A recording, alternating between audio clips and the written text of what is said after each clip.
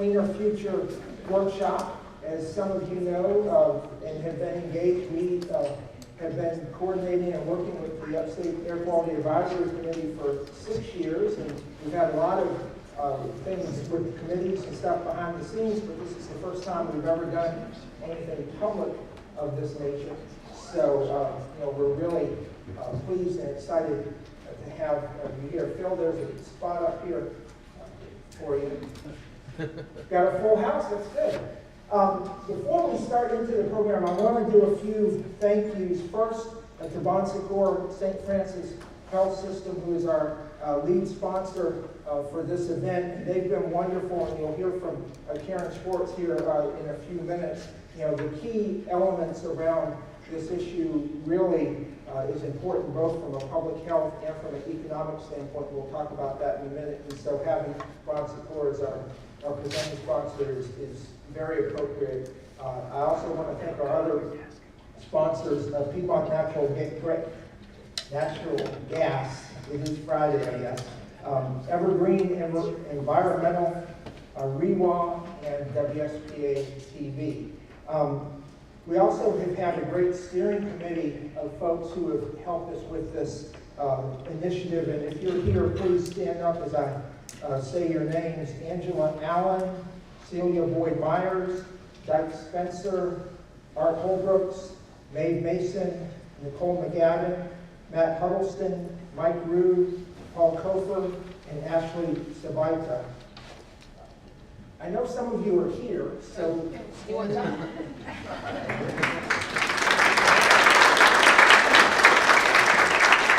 Okay, so that part's over. Again,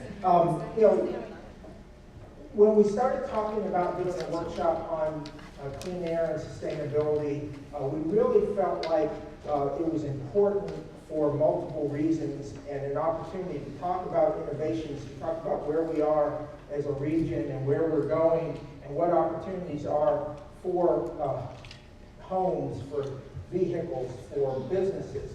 But we need to start back kind of at the basic, because in 1970, under President Nixon, the Clean Air Act started. And I don't know if any of you have seen some of the pictures. There's a pictorial that has been done very recently showing what some of our country looked like prior to the Clean Air Act in terms of air quality in places. And it is just amazing the night and day from 1970 to where we are today. And EPA estimates that the national emissions for the 6 primary pollutants have been reduced by 70% in that time. And I think you really can see it when you look at pictures. And what that really means is that more than 200,000 early deaths in the United States have been prevented annually. So think of that. Over 48 years, 200,000 deaths a year prevented because of the Clean Air Act. We've also seen, while we'll show in a few minutes some stats that were not necessarily great around asthma and other things, there are still estimated to be fewer cases and fewer acute cases than there were in 1970. And the Clean Air Act calls for standards to be regularly monitored and reviewed every 5 years. The last time, as we'll talk about, was 2015. In our current administration regulatory climate, I don't think we're going to have anything more significant than where we are now in the next number of years, but it is reviewable every 5 years to see where we are as a country and how we are progressing from a health standpoint. But there are still health concerns. There was a new study came out about a month ago from Washington University that said that air pollutants play a role in more than 3.2 million new cases of diabetes annually, about 150,000 in the United States. The World Health Organization estimates that there are 4.2 million deaths annually due to outdoor air pollution globally, and 3.8 million from household exposure to smoke and dirty cook stoves and fuels. And there are over 24,000 cases of pediatric asthma and 90,000 cases of adult asthma in the upstate. So basically 7.5% of all residents in the upstate have some element of asthma. And Karen will get into more of the specifics around the health issues in a few minutes, but I wanted to kind of give you those stats to think about.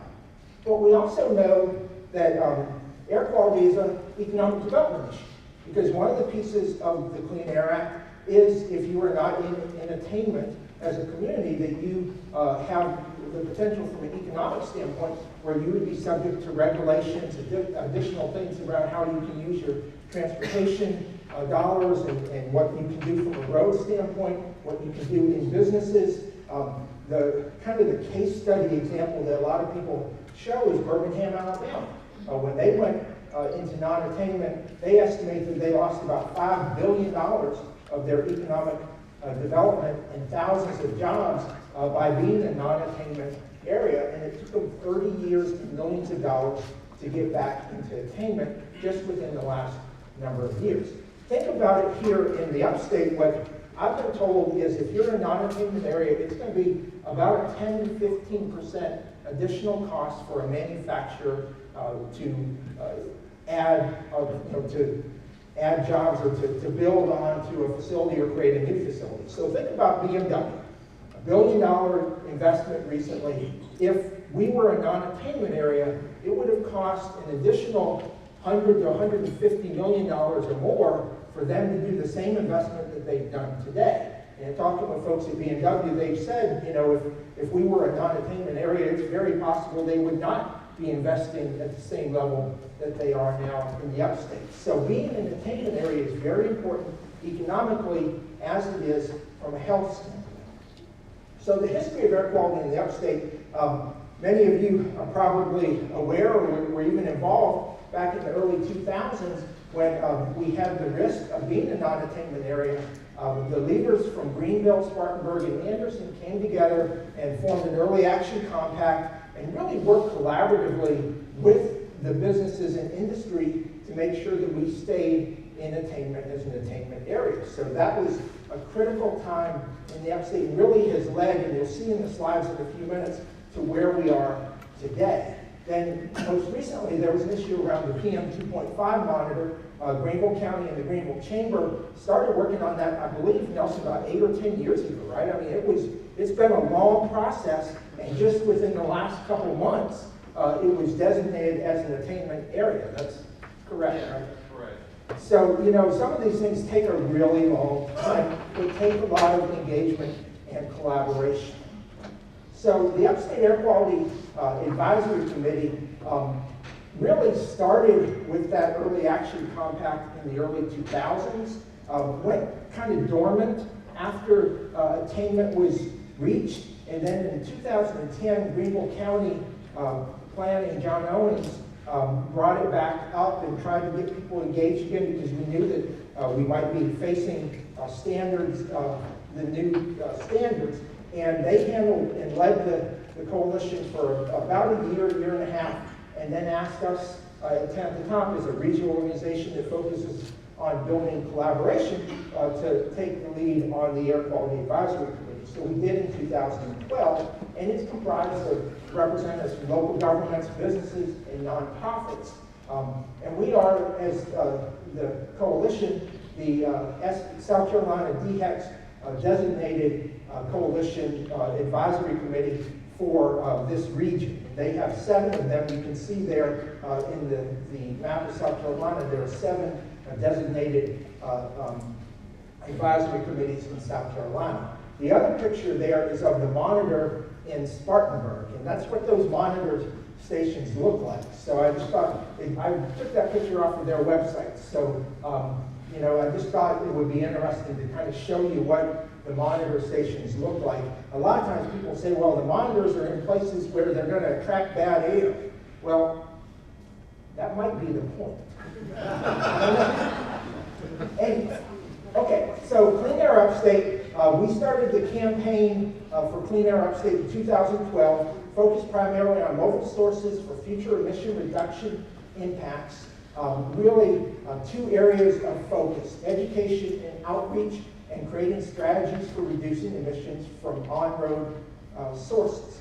And we were very active from 2012 to 2016. I have to give a shout out to a couple of folks who were huge partners. Duke Energy funded a lot of the things we'll show have been done through this process. They were a great partner.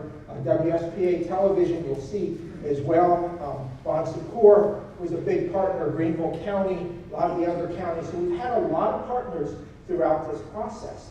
And there have been a lot of things that have been done. The focus, you know, and this is important. All of the focus of the work around air quality and the advisory committee has been around voluntary actions in education. When the new standards were being looked at a number of years ago, the committee sent a letter as part of that process and said that we hoped that, you know, the administrations would really look at voluntary instead of punitive solutions, because we think the upstate's a great example of a place that has done a lot of things voluntarily that are leading to positive changes around air quality. And you'll see that in a few minutes. The Breathe Better No Idling program, if you were at the DTEC table out front, they have some information about that. The no idling signage, Phil Hughes had a lot of that and still does on his properties in Greenville, if you've seen any of those. And Doug Spencer has one in Powdersville, and we've got them in some other places across the upstate. The clean air tips, I'll show a little bit of that in a minute. The J. Powell electric charging station program, and then truck stop electrification. There was one that was done through funding in Duncan. So you can see a number of specific things that have been done over time. And I wanted to show the clean air tips. We actually have, I think, 10 of them that were produced. I'm going to show you 2 of them. These were tips that were produced about 3 or 4 years ago by WSPA. They are still available on our website. They are still available to use if anyone wants to show these. We just haven't been doing the commercial campaign of the last couple of years. So I'm going to show the first one. Clean Air Upstate wants you to breathe a little easier. We can all promote clean air by working together and making small changes in our daily routine. Listen, if you got to cut the grass or blow the leaves or do outside yard work, this is the best thing to do. Do it in the evening when it's cooler. It'll reduce toxic emissions and keep you safe. As always, tune in to Storm Team 7 for the latest ozone forecast before you head out. For more tips on keeping the air clean, visit cleanairupstate.org. This message is brought to you by Duke Energy.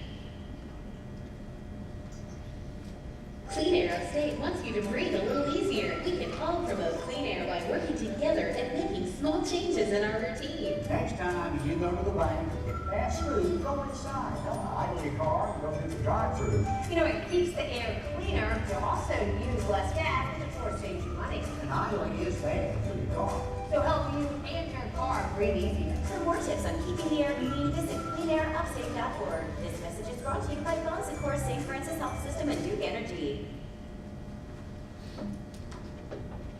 So one of the things I like about this effort is it's one where we can report that things are improving. The American Lung Association came out in early July with their State of the Air report. And for ozone ratings, Abbeville and Anderson were A's. The rest of the region, they don't calculate all 10 counties. They only do 7 of our counties, and the rest of them were all B's. Just to give you an indication, in 2014, Abbeville and Oconee had B's. Cherokee, Greenville, and Pickens were C, Anderson was D, and Spartanburg was F. So you can see a lot of improvement in that rating over the last several years. And their ratings are a little bit different than the air quality monitoring ratings. So we'll show that here in a minute too. But that gives you an indication. Now for the PM 2.5 particle matter, Oconee and Spartanburg are doing great. Greenville slid a little bit this past year compared to 2017, but I think the expectation is it was kind of a blip on the radar, so we're hopeful that that will improve again this next year. And you'll see from the monitoring numbers that things have improved tremendously in Greenville. So good news that things are improving. These are some numbers specifically from DHEC that shows over time the change from the highest monitors, and ours is in pink. The Spartanburg monitor, and you can see in the early 2000s we were at 95 parts per billion. Is that right, Nelson? Per billion? Compared to today, we're at about 65, 66. Now, for those who were involved in this process back in the early 2000s, if you had said to them that by the 2018 we would be below 75 parts per billion, they probably would have said, you're crazy. And then to say that we're closer to 65 than we are to 75, they would have probably asked what we were drinking. So, you know, it really is amazing the change around the last 15, 20 years, and that really is because of this region aggressively recognized very early we needed to work on this issue, and it was important because of our public health, because of our economic stability. This is specifically the 2.5 numbers, and you can see from the 1997 standards and the 2012, we are way below in both of those. And let me go back real quick and talk about the ozone, because when they did the new standards in 2015, it became the first time that the upstate region was not right around the level when it came out. So we did not have to do any mitigation to be considered an attainment area for, I believe, the first time ever. So, I mean, that's huge for our region. It shows that we are making great progress through voluntary solutions. So this is another chart that shows specific air quality exceedances, the specific number of days where our air quality is unsafe. And as recently, on the chart on the left is done by year. So it starts with, I think, 2009, 8, and you can see we had 81 or 61, I can't see that far, I think it's 61 exceedant days. And up through 2012, we were having a fairly significant number. But since then, we started to go down, and actually, that was through 2011, 2012, it went down, and except for 2016, which most of those were during the fire time that happened in the late fall, we have had fewer exceedance days in the last half decade. It's just really amazing compared to the way things were. This is by month. Some of you may not be surprised by this. I was surprised because you think you're going to have your highest exceedance days when it's the hottest. But actually, June, right here, is the number one in terms of the number of days compared to July, and then August, and it kind of goes off from there. So you can see quite a decline. These next two slides are probably my favorites. So when we started this process, working with the advisory committee back in 2012, 2013, we knew they were going to change the standard. We didn't know if it was going to 70 or 65 or what the number would be, but we looked at 70, and DHEC put out this chart that said, at that time, 2013, if they set the standard to 70 particles per billion, that all these counties in South Carolina, which includes every county in our 10 counties in the upstate, had the potential of being at risk of exceeding the standards. Okay? So that was 2013. Now my favorite picture. This is the number of counties in South Carolina in 2017 that are at risk of exceeding the standards. None. So it is really quite a positive story to show the improvements that have been done because of the work of our business community, our local governments, nonprofits, many people, and plus some of the things coming from EPA and DHEC and the federal regulations have made it where, and for our businesses, it's stability because they know that they're not going to have to worry about exceedance at this point when they're looking at expansion and growing and coming to our region. It's better for our health, although it's certainly still an issue, but Karen will talk about that. Being, not as an exceedance area is critical for our region. So, it really is a great story. And the last slide I want to share is this is the upstate concentration so far this year. So good is lime green, okay, moderate is yellow, and then orange and further on is bad. You can see up through early August, that every day in the region, we have been either good or moderate so far this year. So we have not had, I think we had one day that was close or added exceedance, and it turned out that was a monitor issue, not actually an exceedance. So we really have been doing very well as it relates to that. And as I said, I think it's a process that has happened over a long period of time. But what we know is that we have 7.5% of our residents have some elements around asthma. We know that we have other health issues that Karen will talk about that are related to air and pollution. So while we've done a great job, as long as we still have anybody with health issues related to our air pollution, we need to keep doing better.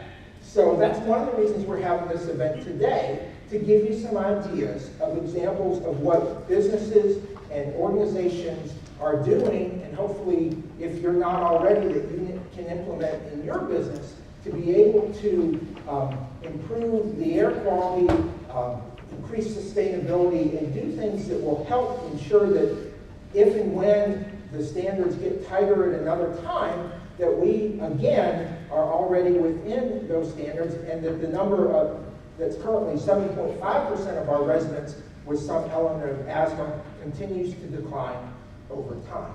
So with that, I'm going to turn it over to Karen Swartz with Bon Secours, and let her talk a little bit more specifically around the health issue.